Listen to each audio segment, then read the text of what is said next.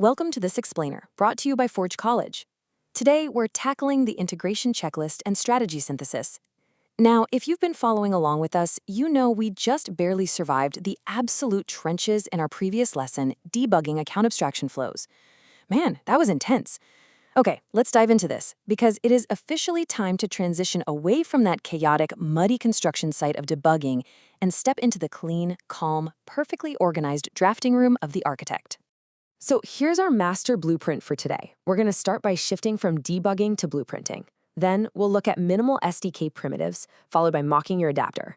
After that, we'll map out the Capstone workflow, build out the ultimate test matrix, and finally, make sure you're absolutely ready for the Capstone. All right, Section 1, From Debugging to Blueprint, Proactive Planning. Let's just take a collective deep breath here. I know that last module, literally hunting down those ghost-like slippage bugs in the dark, was a massive headache. And look, I get it. The typical developer urge is to just start coding, right? Throw something against the wall, see what breaks, and figure it all out later. But we all know that leads straight into a messy reactive debugging session at 2 a.m. No thanks. Instead, we are officially moving to proactive planning. We're going to take all that hard-earned knowledge and turn it into a structured integration checklist and a crystal-clear architectural blueprint.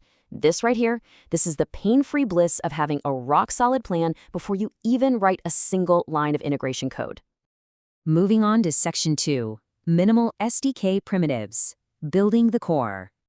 It's time to break out those drafting tools and look at the absolute minimum SDK components you actually need to succeed. Because let's be real, we are not trying to build a massive, bloated, do-everything-for-everyone library here. We want a small, rock-solid surface area that does exactly what we need it to do and literally nothing else. And that brings us to the beating heart of our blueprint, the DEX adapter. Think of the DEX adapter like a universal travel adapter.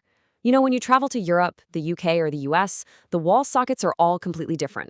But your laptop plug, it stays exactly the same, because the adapter handles the messy translation.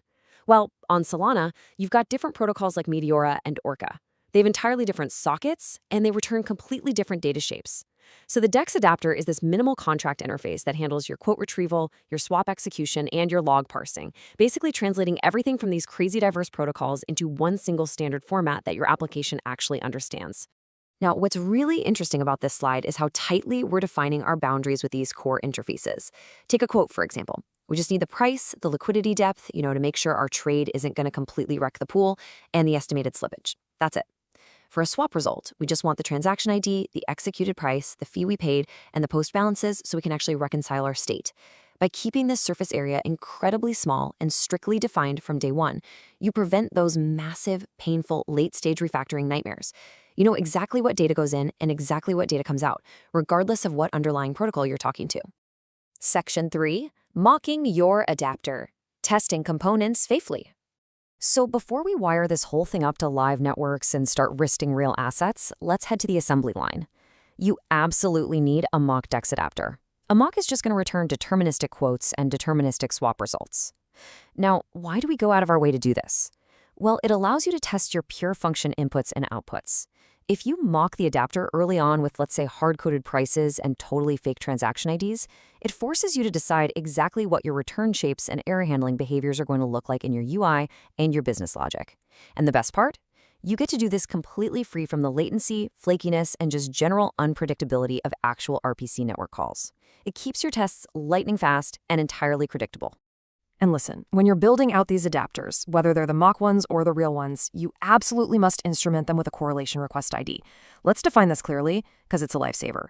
A correlation request ID is basically just a unique identifier in your structured logs that you use to trace an end-to-end flow. Think of it exactly like a tracking number for a lost package. When you order something online and it goes missing, you don't call up customer service and just say, "Hey, I bought a shirt." No, you give them the tracking number so they can see exactly which warehouse it left and exactly which highway the delivery truck broke down on. It's the exact same thing here. If a swap fails, this ID lets you trace exactly where the flow broke, all the way from the initial quote down to the final state reconciliation. All right, Section 4, the Capstone workflow, a 3-step process. Let's move to and see how this builds upon our primitives into a really comprehensive, repeatable process. Step 1, prep. This is where you actually implement those minimal primitives we talked about along with your configurations.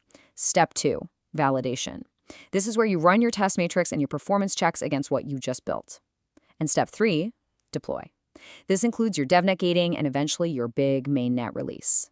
Following this fixed three-step path is absolutely crucial because it significantly reduces your cognitive load during the actual build.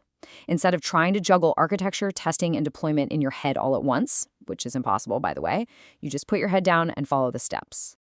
Section 5, the ultimate test matrix. Objective, pass, or fail. Now it's time for the safety inspection. We're going to convert all our tacit knowledge into this concrete test matrix, and this brilliantly illustrates how we tie every single artifact to a specific test type and a totally explicit acceptance criterion. So for your quote adapter, it's a unit test ensuring deterministic pricing within a 0.1% variance. For build swap TX, you're using unit and static checks to ensure the serialized transaction matches your expected schema perfectly. For parse swap result, that gets a unit test to guarantee it actually extracts the transaction ID and executed price from the logs.